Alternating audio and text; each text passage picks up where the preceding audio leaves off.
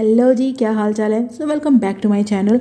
आज मैं आपको एक थाई मूवी जिसका नाम है I fine thank you love you ये एक्सप्लेन करने वाली हूँ। ये एक student teacher love triangle comedy movie है।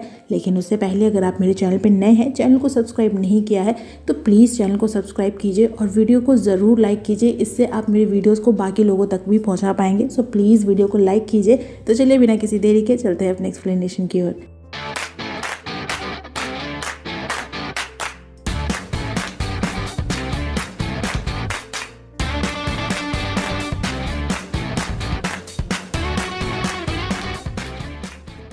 मूवी की शुरुआत में मिलते हैं प्लेइंग से, जो एक इंस्टीट्यूट में इंग्लिश की ट्यूटर है। वो अपने काम को लेकर बहुत ही पैशनेट है और काफ़ी फेमस है। उसकी एक स्टूडेंट है काया, जो जापानीज़ है और अभी अभी उसने यूएस की एक कंपनी का इंटरव्यू क्रैक किया है और अब वो यूएस जा रही है। पर उससे पहले वो प्लेइंग से एक हेल्प मांगती है। दरअसल काया का एक बॉयफ्रेंड है जिम, जो थाई है, पर प्रॉब्लम ये है कि दोनों ही एक दूसरे की लैंग्वेज नहीं जानते और ना ही जिम इंग्लिश ही बोल पाता है। तो अब जो कि वो यूएस जा रही है तो जिम से ब्रेकअप करना चाहती है और इसीलिए प्लेइंग से चाहती है कि वो उसका मैसेज ट्रांसलेट करके जिम तक पहुंचा दे। पर प्लेइंग यहाँ पे एक लॉजिकल सवाल पूछती है कि अगर दोनों को ही एक दूसरे की लैंग्वेज नहीं आती थी तो वो आपस में बातचीत कैसे करते थे। जिस पे काया बोलती है कि दोनों का कोई लव शव वाला रिलेशन नहीं था, वो तो जिम के साथ बस 18+ चीजों के लिए थी। लेकिन प्लेइंग उसकी हेल्प करने से मना कर देती है। पर जब काया उसे एक ब्रांडेड बैग गिफ्ट करती है तो तुरंत ही बिक जाती है। आज तक गुरु को दक्षिणा देते सुना था, यहाँ तो स्टूडेंट ही मांग रही है। खैर, अगले दिन प्लेइंग काया का रिकॉर्डेड मैसेज लेकर जिम से एक कैफे में मिलती है और ट्रांसलेट करके उसे बताती है कि वो यानी काया उसके साथ खुश थी, पर उसे लगता है कि दोनों में कल्चर, रिलीजन, ट्रेडिशन, लैंग्वेज, इन सब का बहुत बड़ा डिफरेंस है और इस वजह से उसे लगता है कि दोनों का रिलेशन टिक नहीं पाएगा, तो वो उसे ब्रेकअप कर रही है। जो सुनकर जिम वॉज लाइक जे का बकवास है और प्लेइंग से पूछता है कि क्या वो काया को इंग्लिश पढ़ाया करती थी, जिस पे वो हाँ बोलती है। तो जिम उसके ब्रेकअप के लिए उसे यानी प्लेइंग को जिम्मेदार मानता है, क्योंकि ना वो काया को इंग्लिश पढ़ाती, ना वो यूएस जाती और ना ही दोनों का ब्रेकअप होता। लेकिन वो अपनी तरफ से ब्रेकअप नहीं मानेगा। एंड प्लेइंग वाज लाइक भाई मैं तो बस अपना काम कर रही थी।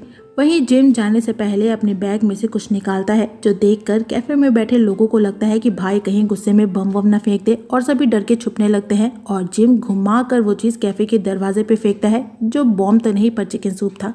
नेक्स्ट डे वो फिर से प्लेइंग से मिलता है, जिसे देखकर पहले तो वो डरती है कि जाने उसके साथ क्या ही करेगा, पर वो बोलता है कि अब से वो उसे इंग्लिश पढ़ाएगी, वो भी 1 to 1 यानी पर्सनली, ताकि आने वाले जुलाई महीने में वो अपनी फैक्ट्री में यूएस ब्रांच के लिए होने वाले सिलेक्शन में इंटरव्यू देकर यूएस जा सके और काया से मिल सके। वो एक मेंटेनेंस इंजीनियर है और वो चीज़ों को रिप्लेस करने की जगह उन्हें फिक्स करने में एक्सपर्ट है। इतनी आसानी से तो वो अपने रिलेशन को बर्बाद नहीं होने देगा और उसे एडवांस में पे भी कर देता है। साथ ही ये धमकी भी देता है कि अगर उसने उसे नहीं पढ़ाया तो वो पैसे की जगह कुछ और ही सूद समेत वापस लेगा और उसे ऊपर से नीचे तक चेक करता है। मरता क्या ना करता, प्लेइंग भी धमकियों से डरकर उसे पर्सनली इंग्लिश पढ़ाने लगती है, पर कोचिंग सेंटर में नहीं बल्कि एक कैफे में। कैफे में कौन पढ़ता है यार। जिम को पढ़ाने में उसे बहुत मेहनत करनी पड़ती है। पहले तो अल्फ़ाबेट्स को सही प्रोनाउंस कराने में ही उसकी हालत ख़राब हो जाती है। इस पार्ट को अगर आपको मौका मिले तो प्लीज़ मूवी में ज़रूर देखना, इट्स सुपर फनी। वैसे हम इंडियंस के पास ये इंग्लिश अल्फ़ाबेट सीखने का एक पर्सनल गाना ही है, अरे वो हम साथ आते वाला। कोचिंग सेंटर में प्लेइंग का एक स्टूडेंट है प्रूप, जो उससे बिजनेस कन्वर्सेशन की क्लासेस लेता है। प्लेइंग को वो बहुत ही हैंडसम और स्मार्ट लगता है और प्रूप भी उसे पसंद करता है, पर अभी दोनों का रिलेशन चोरी चोरी चुपके चुपके देखने वाला है। वहीं एक दिन जब प्लेइंग जिम को पढ़ा रही थी तो बगल के टेबल पे कुछ हाई स्कूल स्टूडेंट्स बैठे थे, जो छुप कर प्लेइंग की फोटोज ले रहे थे। और जब जिम ये देखता है तो उनमें से एक लड़के को पकड़कर उसके साथ जो करता है वो तो मैं बोल भी नहीं सकती, आप खुद ही देख लो। और अगर समझ में आ जाए तो कमेंट बॉक्स में बाकियों को भी बता दो। हिंट के लिए आपको बता दूं कि वो उस लड़के का एक इनरवियर पकड़े हुए है, जिसके बाद वो उस लड़के के फ़ोन से प्लेइंग की फ़ोटो डिलीट करवाता है और वहाँ से भगा देता है। और प्लेइंग को जिम का उसके लिए स्टैंड लेना अच्छा लगता है। वो उसे लिख लिख कर या नोट्स देकर नहीं पढ़ाती, क्योंकि उसका इंटरव्यू कुछ ही महीनों में है और उसके पास उतना टाइम नहीं है। वो बस उसके बेसिक कन्वर्सेशन स्किल्स और उसके प्रोनाउंसिएशन पे ध्यान देती है, ताकि इंटरव्यू कॉन्फिडेंस से दे सके। और साथ ही वो कैप्स को अच्छा करने के लिए कुछ बुक्स भी रिकमेंड करती है, ताकि ज़्यादा भारी भरकम नहीं बल्कि हल्के फुल्के सिंपल और स्मूथ इंग्लिश बोल सके। जिम जनरली कैफे में पढ़ने के बाद प्लेइंग को उसके कोचिंग की पार्किंग तक छोड़ने जाता है। वो नोटिस करता है कि प्लेइंग किसी के मैसेज को पढ़ के ब्लश करती है और पूछने पे प्लेइंग बताती है कि वो उसका बॉयफ्रेंड है, जिस पे जिम बोलता है हो ही नहीं सकता। अगर उसका कोई बॉयफ्रेंड होता तो वो उनकी क्लास के पहले ही दिन उसे देखने आता कि वो किस टाइप का लड़का है। तो प्लेइंग बोलती है कि नहीं हुआ तो हो जाएगा, वैसे भी वो उसे लाइक करती है और जल्द ही प्रपोज करने वाली है। जिस पे जिम बोलता है कि उसने उसकी फ्यूचर प्लानिंग नहीं पूछी थी और उसका पोपट करके वहाँ से चला जाता है। प्लेइंग ब्रूक को लाइक तो करती थी पर समझ ही नहीं पा रही थी कि उसे ये बात बताए तो कैसे बताए, क्योंकि दोनों स्टूडेंट एंड टीचर थे। और इसी उधेड़-बुन में वो गलती से ब्रूक को उसके साथ डेट पे चलने के लिए मैसेज सेंड कर देती है, जिसके बाद ब्रूक भी उसे कॉल करके उसके ऑफर को एक्सेप्ट कर लेता है। वहीं काया जिम को यूएस से एक पार्सल भेजती है, जिसमें वो उसकी रिंग उसे रिटर्न कर देती है, जो देखकर जिम को बहुत बुरा लगता है। और अगले दिन वो प्लेइंग को वो रिंग दे देता है काया को वापस भेजने के लिए और अपना एक मैसेज भी उसके थ्रू सेंड करवाना चाहता है। पर प्लेइंग बोलती है कि वो मैंने प्यार किया का कबूतर नहीं है जो यहाँ से वहाँ मैसेज भेजती रहेगी। आजकल ज़माना कितना बदल गया है, फ़ोन है, सोशल मीडिया है, वो जाकर खुद ही उससे बात कर ले। पर जिम बोलता है कि काया ने उसे हर जगह से ब्लॉक कर दिया है, तो अब उसे ही उसकी हेल्प करनी पड़ेगी। तो अगले सीन में प्लेइंग काया से वीडियो कॉल के थ्रू बात करती है और उसे जिम का मैसेज देती है कि वो उसे ब्रेकअप नहीं चाहता और उसके लिए इंग्लिश भी सीख रहा है ताकि उसके पास यूएस आ सके। पर वहीं काया थी जो जिम से मूव ऑन कर चुकी थी, वो जिम से कोई प्यार व्यार नहीं करती थी, वो बस उसके लिए एक कैजुअल रिलेशन था। और वहीं जिम था जो अभी भी इस रिलेशन को बचाना चाहता था और इसके लिए मेहनत भी कर रहा था, जो देखकर प्लेइंग को जिम के लिए बुरा लगता है। तो इसलिए अगले दिन जिम से झूठ बोल देती है कि काया से उसकी बात नहीं हो पाई और अब वो भी उसे इंग्लिश नहीं पढ़ा पाएगी, क्योंकि वो एक स्लो लर्नर है और अपने इंटरव्यू वाले दिन तक कुछ नहीं सीख पाएगा। और उसके पैसे भी उसे वापस कर देती है। वो ऐसा इसलिए करती है ताकि जिम काया के पीछे यूएस जाने का प्लान ड्रॉप कर दे। पर जिम ठहरा जिम, वो उन पैसों को प्लेइंग के मुंह पे दे मारता है, आई मीन कार की विंडस्क्रीन पे। एक दिन प्लेइंग ब्रूक के घर आती है उसकी मॉम की बर्थडे पार्टी में और वो उसे अपना पूरा घर दिखाता है। प्लेइंग नोटिस करती है कि ब्रूक काफ़ी अच्छी फैमिली से बिलोंग करता है और वेल मैनर्ड भी है, तो उसे और अट्रैक्ट होती है। उसे लगता है कि वही उसका प्रिंस चार्मिंग है और वो उसकी सिंड्रेला।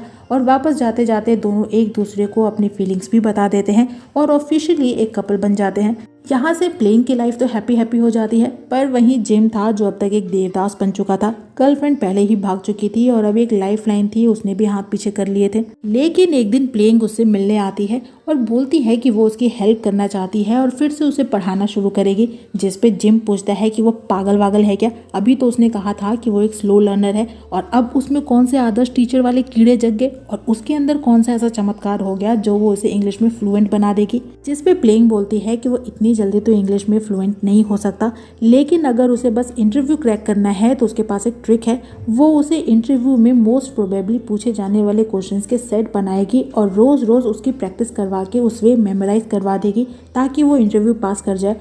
मैडम सीधा सीधा बोलो ना कि रटवाओगी, मेमोराइज बोलने से थोड़ी ही उसकी वैल्यू बढ़ जाएगी, वो रहेगा तो रटा हुआ ही ना, आई हेट रटना। उसके बाद से दोनों रोज मिलते हैं, साथ टाइम स्पेंड करते हैं। प्लेइंग जिम के दोस्तों से भी मिलती है, उसके लाइक डिसलाइक्स, उसकी पर्सनैलिटी, उसके स्ट्रॉन्ग एंड वीक पॉइंट्स सबको अच्छे से एनालाइज करती है ताकि उसके अकॉर्डिंग इंटरव्यू के आंसर सेट कर सके। जैसे कि इंटरव्यू में पूछते हैं ना कि भाई अपनी 3 वीकनेसेस या स्ट्रेंथ बताओ, तो आप खुद से तो खुद के weak point and strong point बता दोगे, पर यहाँ पे आंसर सेट करना है प्लेइंग को, तो इसलिए उसे जिम को अच्छे से जानना होगा। तो वो जिम को जानने की कोशिश करती है और जानते जानते कुछ ज़्यादा ही जानने लगती है। पर मेरा पॉइंट ये था कि क्वेश्चन चाहे जो भी प्रिपेयर करो, आंसर जिम से थाई में ले लो और उसे इंग्लिश में ट्रांसलेट करके उसे रटवा दो, उसे टाइम भी बचेगा। पर मुझे क्या। प्लेइंग जिम के लिए क्वेश्चन सेट करने के लिए बहुत मेहनत करती है। वो इंजीनियरिंग से रिलेटेड कुछ बुक्स भी पढ़ती है ताकि कुछ टेक्निकल क्वेश्चंस भी प्रिपेयर कर सके। इसी बीच वो ब्रूक से भी मिलती है, उसके साथ डेट पे जाती है और एक दिन वो उसे प्रपोज करता है और जो चीज़ी गाना गाता है, मतलब पूछो मत। ये सुनकर प्लेइंग इतना तो समझ जाती है कि दोनों एक दूसरे के लिए नहीं बने हैं। वो उसके लुक्स एंड मैनर्स को देखकर उसे अट्रैक्ट ज़रूर हुई थी, पर उसके साथ रिलेशन में नहीं रह सकती थी और उसके बाद से उसे अवॉइड करने की कोशिश करती है। पर प्रूफ था कि उसे हर तरीके से इम्प्रेस करने की कोशिश करता है, जो चीज़ उसे इरिटेट करती है, और वो अपना सारा गुस्सा और स्ट्रेस जिम पे निकालती है और वर्कआउट के नाम पे उसे बॉक्सिंग रिंग में धो देती है। भाई वाह, here I can say gym को जिम में बीट कर दिया। एक दिन जब दोनों पढ़ने के लिए कैफ़े आते हैं तो पता चलता है कि आज ब्रूक ने उस पूरे कैफ़े को बुक कर लिया है प्लेइंग को सरप्राइज़ देने के लिए, जो देखकर प्लेइंग वहाँ से भागती है और जिम को बताती है कि वो उसका स्टूडेंट है जिसे वो लाइक करती थी, पर अब नहीं करती। पर अब वो उसके पीछे पड़ चुका है और उसे पढ़ाने के लिए अपने घर ले आती है। पर ब्रुक था कि वहाँ भी उसे सरप्राइज देने चला आता है। तो जिम प्लेंग की हेल्प करता है और ब्रुक से बोलता है कि वो प्लेंग का हस्बैंड है तो अच्छा होगा कि वो उसकी वाइफ से दूर रहे। जो सुनकर ब्रुक सरप्राइज होता है कि जे का मामला है, 1 महीने से तो वो उसे डेट कर रही है। जिस पे जिम उसके कानों में कुछ कहता है और प्लेंग को लेकर घर के अंदर चला जाता है और बेचारा ब्रुक वहीं अपने सपनों को टूटता हुआ देखता रहता है। बाद में प्लेंग जिम से पूछती है कि आखिर उसने ब्रुक के कानों में कहा क्या था, जिस पे वो बोलता है कि ज़्यादा कुछ नहीं, बस इतना ही कि दोनों जल्दी ही पेरेंट्स बनने वाले हैं। जो सुनकर प्लेंग बोलती है कि वो पागल है क्या, अब ब्रुक उसके बारे में क्या सोचेगा। एंड जिम वॉज लाइक सोचेगा क्या, जो सोचना है वो सोचेगा, भला तो टली, और बाय बोलकर चला जाता है। और हम देखते हैं कि प्लेंग अब कहीं ना कहीं जिम को लाइक करने लगी थी। एक दिन वो उसे अपने साथ एक पार्टी में लेकर आती है जहाँ कई देशों के डिप्लोमेट्स और उनकी फैमिलीज भी थी। दरअसल प्लेइंग एक ट्रांसलेटर का भी काम करती है, तो ऐसी पार्टीज में उसका आना जाना होता रहता है। वो यहाँ जिम को एक होमवर्क देती है कि पार्टी में एटलीस्ट 3 फॉरेनर से उसे प्रॉपरली इंग्लिश में बात करनी होगी। पर जिम ठहरा जिम, उसे लड़ने को बोल दो तो 100 लोगों से अकेला भिड़ जाए, पर बात जब इंग्लिश बोलने की हो तो it's not his cup of T. सारे इंग्लिश के वर्ड्स उसके मुंह में क्वारंटीन होके बैठ जाते हैं, बाहर आने का तो नाम ही नहीं लेते, और अगर आते भी हैं तो हाउ आर यू की जगह हाउ डेयर यू आते हैं। यहाँ मेरे लिए जो सीन ऑफ अट्रैक्शन था वो था ये, मतलब भाई साहब ये क्या दिखा रहे हो, हम इंडियंस ऐसे नहीं नाचते, और ये थाई डिप्लोमेट्स की पार्टी में इंडियन कल्चर क्या कर रहा है, यहाँ तो थाई कल्चरल डांस होना चाहिए ना। ऊपर से ये बड़े बड़े मांग टीके के साथ सूट सलवार पहनाकर कोई तो अजीब से डरावने म्यूजिक पे so called Indian culture dance बोल के नचवा दिया, और लोग इंजॉय भी कर रहे हैं। जे का बात है, मन तो हुआ कि बॉम्ब बन के यहीं पे फूट जाऊं। इंडियन कल्चर के नाम पे कुछ भी बेच रहे हैं आजकल लोग। ऊपर से जिम एक बच्चे के साथ अलग डांस कर रहा था, जो इंडियन क्या थाई क्या, मुझे तो ब्रह्मांड के बाहर का लगा। Okay, back to story. Jim भले ही वहाँ किसी से प्रॉपरली बात नहीं कर पाया हो, पर ऐसा नहीं था कि उसे इंग्लिश नहीं आती। वो वहाँ बज रहे इंग्लिश गाने को थाई में ट्रांसलेट करके प्लेइंग को सुनाता है, और प्लेइंग भी उसे इम्प्रेस होती है। यहाँ पार्टी में उसके हील्स टूट जाते हैं तो जिम उन्हें रिपेयर करके उसे देता है। वापस जाते टाइम दोनों के बीच में एक मोमेंट क्रिएट होता है, दोनों एक दूसरे से अट्रैक्ट होते हैं, पर इससे पहले कि कुछ होता प्लेइंग उसे बाय बोलकर चली जाती है। घर वापस आकर जिम को उसके रूममेट से पता चलता है कि उसका इंटरव्यू अगले दिन ही है। दरअसल यहाँ गलती जिम की ही थी, उसने महीना गलत पढ़ लिया था, जिसके बाद वो प्लेइंग से उसके घर मिलने आता है, जहाँ वो जल्दी जल्दी उसका इंग्लिश रेज्यूमे बनाती है। यहाँ जिम देखता है कि प्लेइंग ने उसकी हेल्प करने के लिए खुद कितनी मेहनत की है।